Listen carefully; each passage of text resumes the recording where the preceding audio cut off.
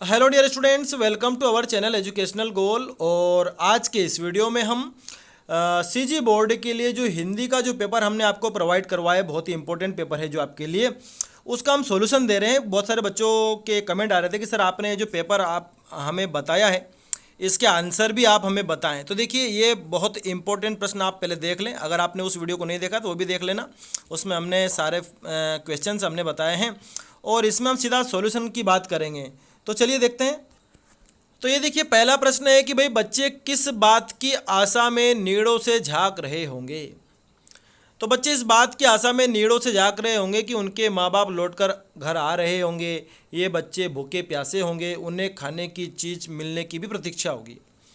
वे सारे दिन अकेले रहकर तंग आ गए होंगे, अतः वे अपने माता पिता से मिलने को उत्सुक होंगे, इसलिए वे नीड़ों से झांककर उनके आने की प्रतीक्षा कर रहे होंगे। ठीक है, ये आपको लिख देना है अगर ये प्रश्न आता है तो। फिर अगला है, पंथी जल्दी जल्दी क्यों चलता है। तो इसका उत्तर है कि भाई पंथी इसलिए जल्दी जल्दी चलता है कि दिन ढलने से पूर्व ही वह अपनी मंजिल पर पहुंच जाए। वह दिन ढलने से पूर्व मंजिल पर पहुंचना चाहता है। आगे देखते हैं। देखिए, फिर एक और प्रश्न है कि जहां पर दाना रहते हैं वहीं नादान भी होते हैं। कवि ने ऐसा क्यों कहा है। ऐसा इसलिए कहा है क्योंकि यह जग स्वार्थी है, जहां पर उसे कुछ मिलता है वह वहीं जम जाता है।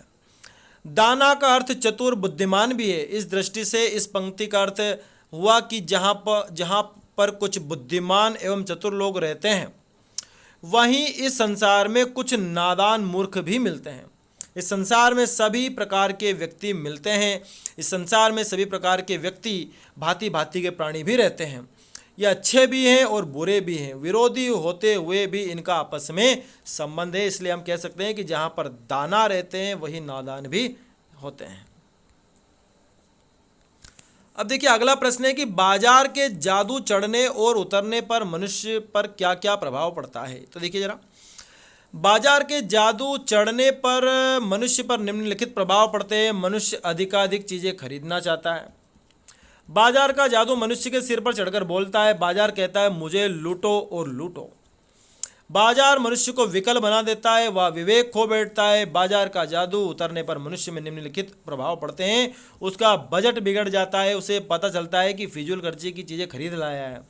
उसके सुख चैन में खलल पड़ता है। ठीक है, अब आगे हमारा प्रश्न है कि जीजी ने इंद्र सेना पर पानी फेंके जाने को किस तरह सही ठहराया। तो देखिए जरा, उसका तर्क था कि किसी से कुछ पाने के लिए पहले उसे चढ़ावा चढ़ाना पड़ता है। हम यह पानी का अर्घ चढ़ाते हैं। जो चीज़ हम पाना चाहते हैं उसे पहले देंगे, नहीं तो उसको पाएंगे कैसे। पहले त्याग करो, फिर फल पाने की आशा करो। त्याग उसी वस्तु का मान्य होता है जिसकी तुम्हें भी बहुत आवश्यकता है। पानी की भी यही स्थिति है। जीजी ने खेत में गेहूं की अच्छी फसल पाने के लिए अच्छे बीजों को खेत में डालने का तर्क देकर भी अपनी बात इंद्र सेना पर पानी फेंके जाने को सही ठहराया है। अब आगे देखते हैं कि जीजी, हाँ ये प्रश्न आपको मैंने समझा दिया है। आगे बढ़ते हैं। हम समर्थ शक्तिमान और हम एक दुर्बल की लाएंगे पंक्ति के माध्यम से कवि ने क्या व्यंग किया है। तो देखिए जरा, इस पंक्ति के माध्यम से कवि ने यह व्यंग किया है कि टेलीविज़न के लोग बहुत ताकतवर हैं। वे सोचते हैं कि हम जो चाहे जैसे चाहे कार्यक्रम को दर्शकों को दिखा सकते हैं। कार्यक्रम का निर्माण एवं प्रस्तुति उनकी मर्जी से ही होती है। वे करुणा को भी बेच सकते हैं। आगे देखते हैं। लोगों ने लड़कों की टोली को मेंढक मंडली नाम किस आधार पर दिया। यह टोली अपने आप को इंद्र सेना कहकर क्यों बुलाती थी। तो देखिए जरा, लड़कों की टोली घर घर जाकर पानी की मांग किया करते थे। लोग अपने घरों से पानी निकालकर इनके ऊपर डाला करते थे। इनके दो नाम थे, मेंढक मंडली तथा इंद्र सेना। जिन लोगों को इन बच्चों का चीखना, चिल्लाना, उछलना कूदना तथा इनके कारण होने वाले कीचड़ से चिढ़ थी, वो इन्हें मेंढक मंडली का नाम उन्होंने इनको दिया। इनके कारण बादलों के राजा इंद्र प्रसन्न होते थे। लोगों से जा जाकर यह इंद्र से प्रार्थना करने के लिए विवश करते थे। यही कारण था कि यह स्वयं को इंदर सेना कहकर बुलाती थी। अब आगे देखिए, ये पहलवान की ढोलक से जो प्रश्न है उसका उत्तर है कि ढोलक की आवाज़ सुनकर लोगों को प्रेरणा, सहानुभूति मिलती थी। मृत्यु के भय से आक्रांत लोग, अर्ध चेतन अवस्था में पड़े लोग, जिंदगी से हारे लोग ढोलक की आवाज़ से जी उठते थे। रात की विभीषिका उन्हें आक्रांत नहीं कर पाती थी। जब तक ढोल बजता था उनकी अश्रु से भरी आंखें उसे सुनकर चमक उठती थी। मृत्यु का भय इस आवाज़ से चला जाता था और जीवन का संचार होता था। ठीक है, तो ये महत्व था पहलवान की जो ढोलक बजती थी उसका। आगे देखते हैं, सबसे तेज बौछारे गई भादो गया के बाद प्रकृति में जो परिवर्तन कवि ने दिखाया उसका वर्णन अपने शब्दों में करें।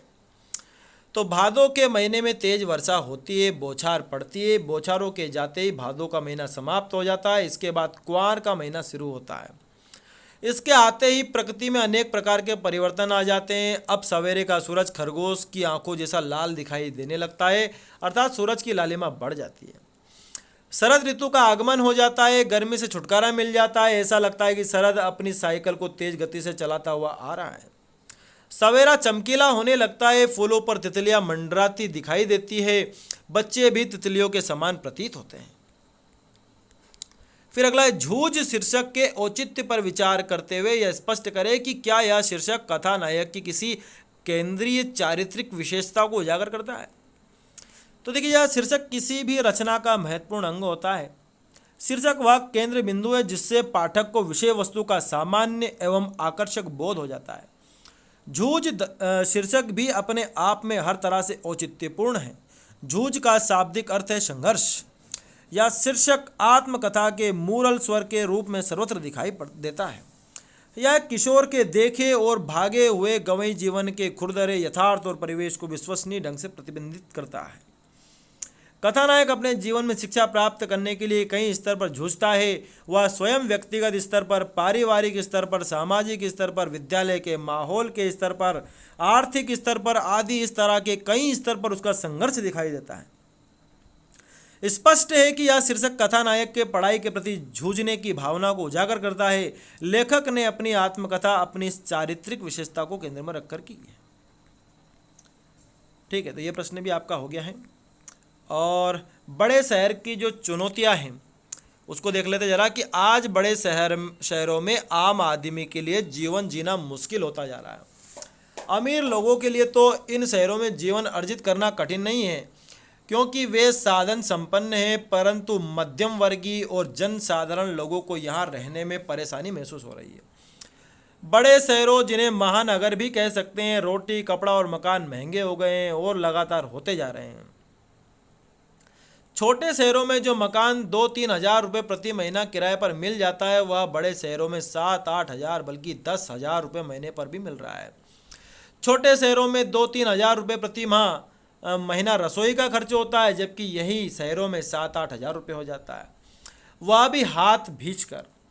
मध्यम वर्ग और निम्न वर्ग के लोगों के लिए तो बड़े शहरों में अपना अस्तित्व बनाए रखना कठिन हो गया है। स्कूलों में विद्यार्थियों की फीस बढ़ गई है, यातायात की समस्या भीषण रूप धारण कर चुकी है, बड़े शहरों में प्रदूषण बढ़ गया है, लोग बीमार ज़्यादा हो रहे हैं, उनकी दवाइयों पर खर्च ज़्यादा बढ़ गया है। बड़े शहरों में लोगों का जीवन भी सुरक्षित नहीं है, जरा सी बात पर मारपीट, गोली चल जाना आम बात है। महिलाओं पर होने वाले अपराधों में भी महानगरों में बढ़ोतरी हुई है। आगे देखते हैं इसमें कि दहेज, हत्या, बलात्कार, चेन झपट, चोरी, डकैती और ठगी की घटनाएं बड़े शहरों में अधिक घट रही है। एक बड़ी चुनौती बड़े शहरों की यह है कि लोग आत्म केंद्रित होते जा रहे हैं। कहीं किसी के साथ कोई दुर्घटना घटती है तो उससे कोई मतलब नहीं रखता दूसरा। कोई सड़क पर दुर्घटनाग्रस्त है तो उसे बचाने के लिए कोई आगे नहीं आते। जब महानगरों में इतनी बड़ी चुनौतियां हो तब कौन आएगा यहाँ रहने, पर करे भी क्या। रोजगार के धंधों में विविधताएं तो बड़े शहरों में ही हैं। इसलिए 2 वक्त की रोटी अर्जित करने के लिए मध्यम वर्ग और साधारण वर्ग को बड़े शहरों में आना पड़ता है। तो ये इस तरह से हमने आपको जितने भी प्रश्न इंपॉर्टेंट बताए थे उनके उत्तर भी हमने बता दिए हैं।